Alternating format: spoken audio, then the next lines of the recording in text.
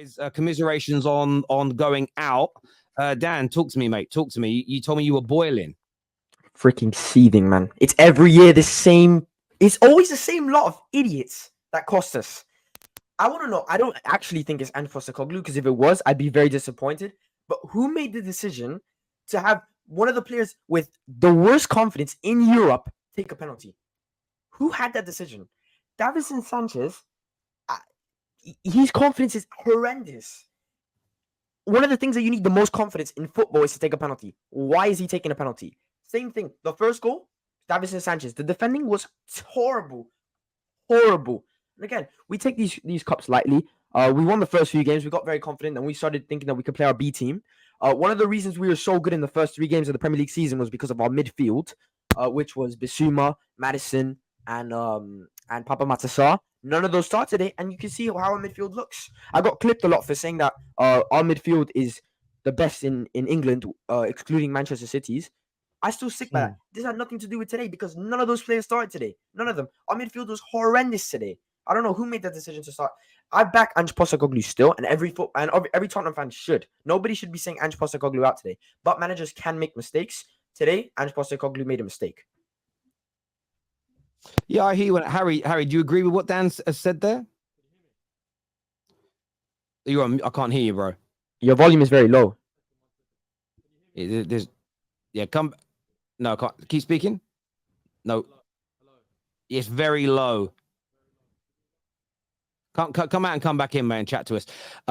See if that works. Listen, I totally get where you're coming from, Dan. I do. I think that I get the disappointment. Again, Davison Sanchez taking a penalty. As soon as he stepped up, like he's missing. 100% knew that he was about to miss. And part of that is on the manager. And I'm not suggesting you turn on your manager right now. Were you disappointed with the amount of players he rotated? Would you have liked to have seen a stronger team away at Fulham in the Cup? I was surprised generally, but I was expecting a few substitutions, and I honestly don't think we looked that bad on the ball. I think defensively was when I was very worried, and we're making very dumb errors defensively, and Davison Sanchez was mainly the culprit of that most of the times.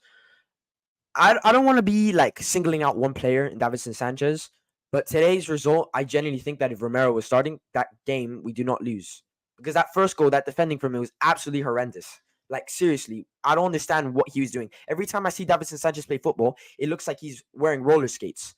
He doesn't have balance. I don't know how a footballer can be so unbalanced. But listen, I guess today in a cup game, it's understandable in the first cup game to rotate players, obviously.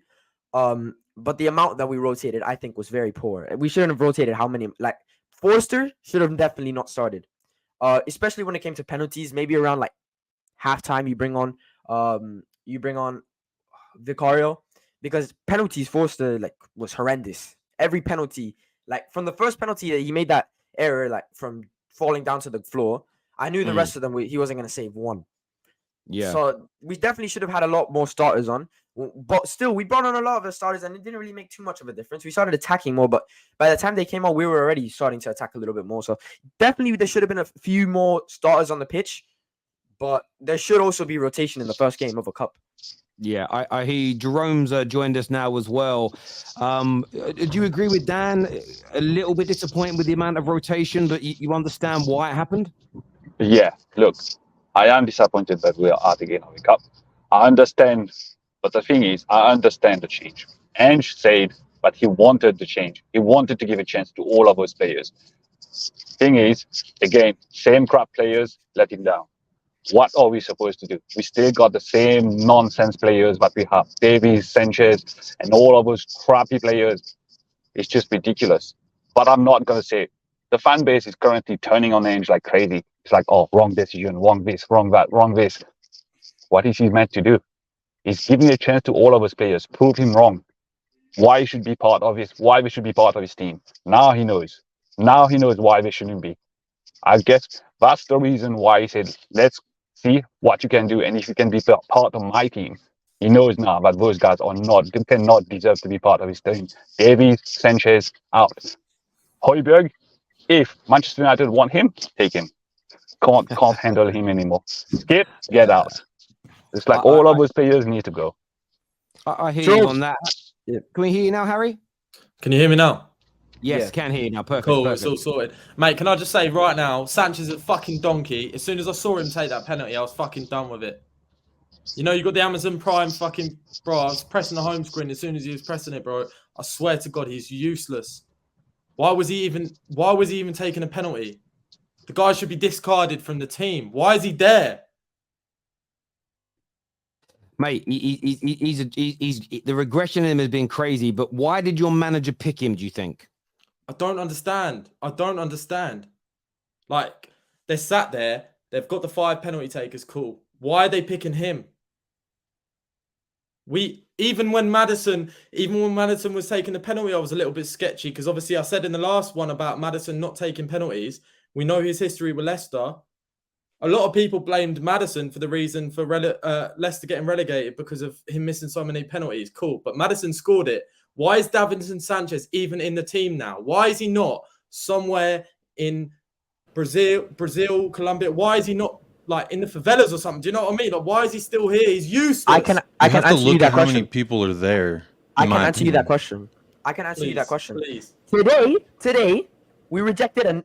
You know the timing of things when you're Tottenham Hotspur football fan. The timing of things is just peach. You know, it's just peach. Today, hours before the game, we rejected a bid for Davison Sanchez of 9 million.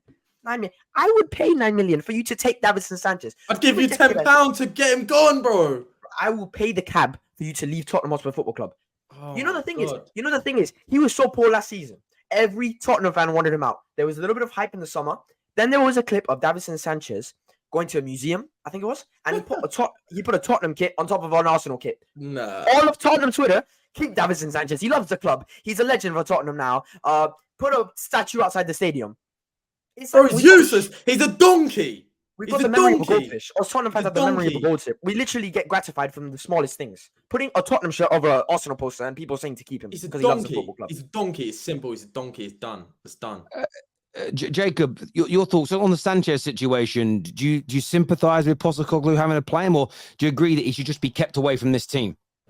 When you look at the number of center backs that we have, and hello everybody, it sounds like everybody's pretty upset about that, and I understand, I get it, I understand the sympathy, but when you look at it, Ange Postecoglou is simply just trying to get a look at these guys. He's trying to see who can I count on. He's still feeling out his team. When you look at how much time he had in the preseason, wasn't that many training sessions before he was having to throw players out there for West Ham. Made changes at that point, and I'm saying that in all the matches that Ange Postecoglou has managed, all he's trying to do is see who's the best and who can supplement in any kind of role.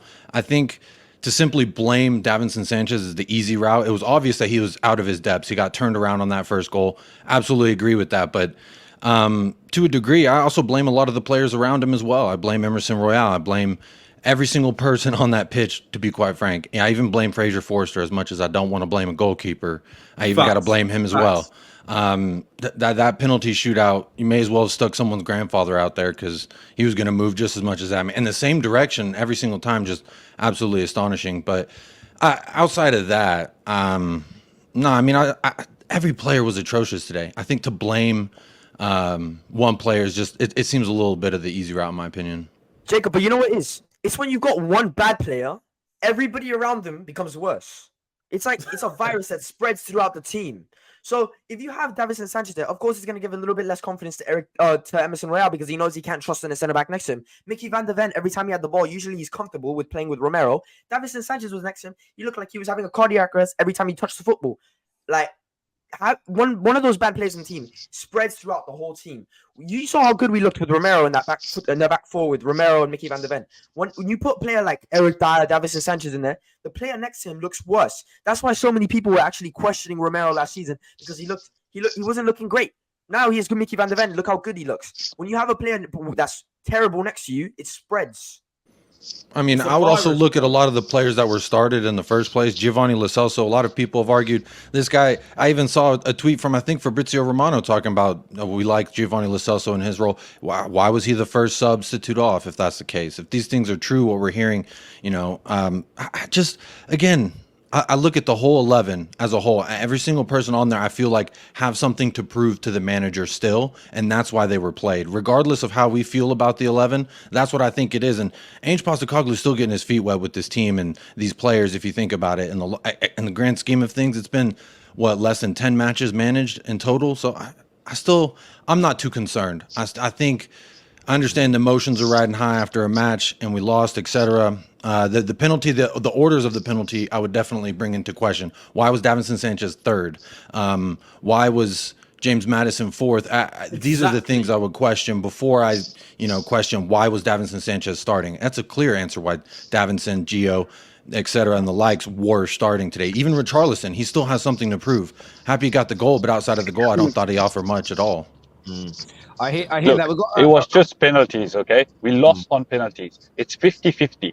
So even though it looks bad, we are out of the cup already, it was just penalties. It's 50-50. I understand Davison Sanchez should not have taken the penalty, but even that, who would say we are confident to win on penalties? Nobody can.